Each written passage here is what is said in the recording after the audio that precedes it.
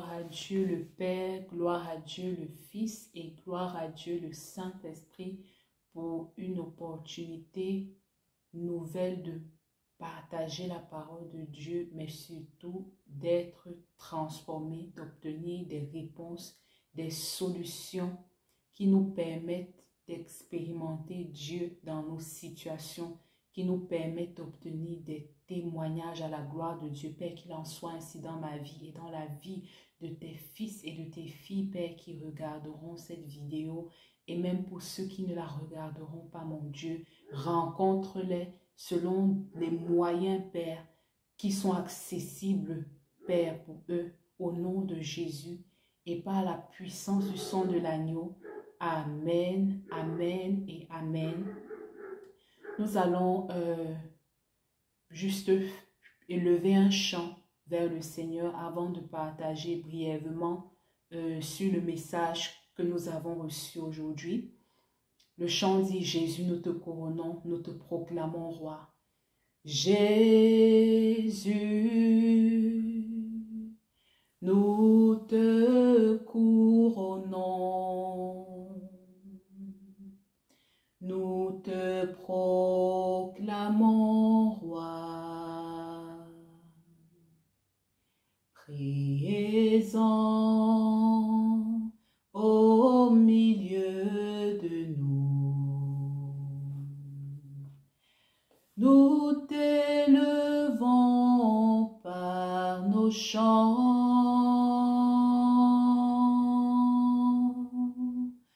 nous t'adorons, nous t'exaltons. Viens établir ton trône éternel.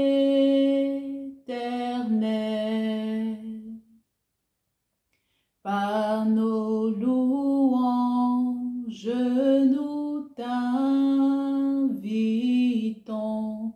Viens Jésus, prends ta place de roi. Amen, amen et amen.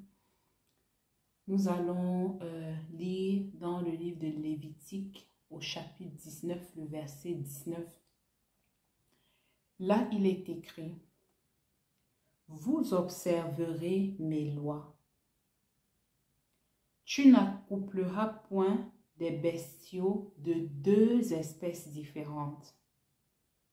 Ensuite, il est écrit: tu n'ensemenceras point ton champ de deux espèces de semences. Et pour finir, et tu ne porteras pas un vêtement tissé de deux espèces de fils. Dieu m'appelle, il t'appelle à un choix. Il me demande de choisir entre sa volonté et la mienne. Et c'est la même chose pour toi. Il te demande de choisir. Est-ce que tu vas le laisser faire ce que tu lui as demandé à sa manière, en son temps? Ou est-ce que tu veux continuer à essayer et à échouer? Parce que c'est de cela qu'il s'agit. Le Seigneur a beaucoup plus attiré mon attention sur le champ.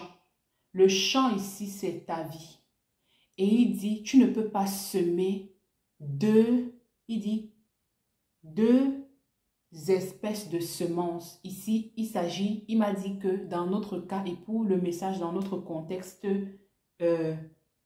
d'aujourd'hui, il s'agit de deux volontés. Je ne peux pas faire ma volonté et en même temps faire la volonté de Dieu. Non, il faut qu'il y ait un seul maître. C'est pour ça qu'on a chanté Dieu, Jésus, nous te couronnons. Il faut qu'il y ait un seul roi.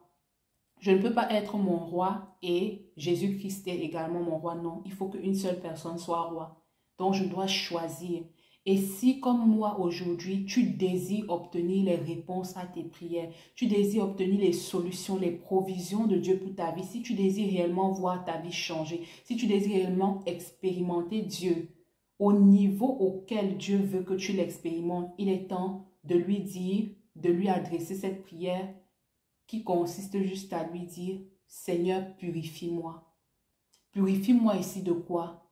C'est pas du péché dont on parle ici, mais purifie-moi de ma volonté.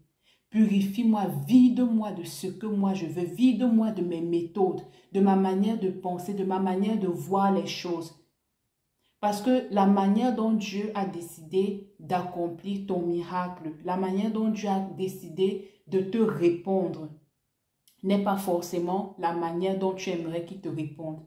La manière dont Dieu souvent réalise certains de ses projets pour nous n'est pas forcément, et moi je dirais dans mon cas même, ça n'a jamais été la manière dont moi j'avais ou alors dont moi j'aurais aimé qu'il le fasse. Donc ici, aujourd'hui, Dieu me dit, il te dit, prie pour que Dieu te purifie. C'est extrêmement subtil. Et honnêtement, il faut être honnête honnêtement, il faut le dire, c'est la vérité. Soyons vrais, tout le monde a une volonté. Tout le monde a une manière dont il aimerait que les choses se passent dans sa vie. Mais aujourd'hui, Dieu me dit, il te dit, tu ne peux pas semer deux espèces de semences dans le même champ. Tu ne peux pas dire que, ok, sur le même sillon, je vais semer l'arachide et les haricots. Je sème au même endroit, je sème une graine d'arachide, je sème une graine de haricot. Non, tu es obligé de choisir. Soit tu vas semer le haricot, soit tu vas semer l'arachide. Mais tu ne vas pas semer les deux au même endroit, non. Il faut que tu choisisses une seule semence. Il faut que tu choisisses quelle est la volonté qui va prévaloir. Quelle est cette volonté qui va prévaloir dans ta vie. Et si tu as choisi Dieu, alors dis avec moi, Saint-Esprit, je reconnais que tant de fois, j'ai essayé de faire les choses par mes propres forces, selon mes propres moyens, Seigneur, selon mes propres stratégies. J'ai essayé d'atteindre un objectif peut-être que tu m'as même révélé, parce que parfois Dieu nous révèle des choses, mais nous essayons de l'aider comme Sarah. Sarah avait dit à son mari que, bon, je vais te donner ma servante, et c'est comme ça que moi j'aurai le fils dont Dieu a parlé. Non, mais ce n'était pas ça. La méthode, ce n'était pas ça, la manière dont Dieu voulait en fait réaliser ce plan qu'il avait pour la vie d'Abraham et de Sarah. Et très souvent, quand Dieu nous révèle quelque chose, nous aussi on essaie d'aider Dieu. On essaie d'y arriver, d'atteindre cet objectif par nos propres forces, selon nos propres méthodes, selon nos propres stratégies. Si c'est ton cas comme moi, dis Seigneur, je suis désolé, pardonne-moi. Pardonne-moi même pour toutes les fois où je suis tombée dans la dépression parce que j'ai essayé avec mes propres forces, ça n'a pas marché. Parfois même, ce n'est même pas que tu as essayé avec de tes propres forces, mais c'est parce que tu pries, tu ne fais que prier, mais tu ne vois pas ce que Dieu te dit se réaliser. Mais aujourd'hui, Dieu dit, est-ce que tu es prêt à renoncer à ton propre temps?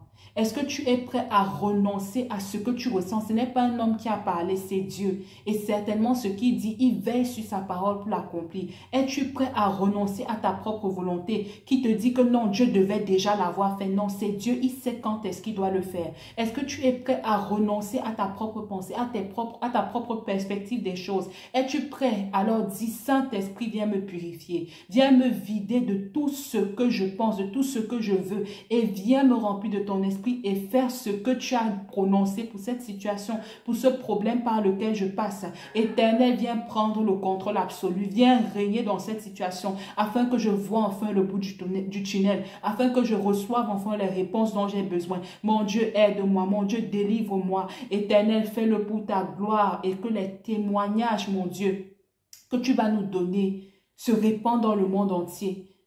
Et puis tourne les regards des hommes vers toi et attire des centaines, des milliers, des millions, des milliards à Christ. Au nom de Jésus-Christ et par la puissance du sang de l'agneau, nous avons ainsi prié. Amen, amen et amen. Ce que je voulais dire pour terminer, c'est que cette prière n'est plus une prière standard. Selon ce que le Saint-Esprit te donne comme message quand tu écoutes la parole, prie en tes propres mots.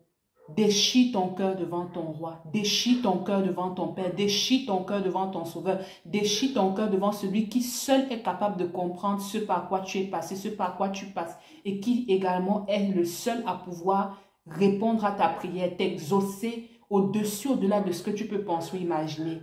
Et je ne peux pas terminer sans inviter, encourager toute personne qui n'a pas encore donné sa vie au Seigneur Jésus-Christ à le faire.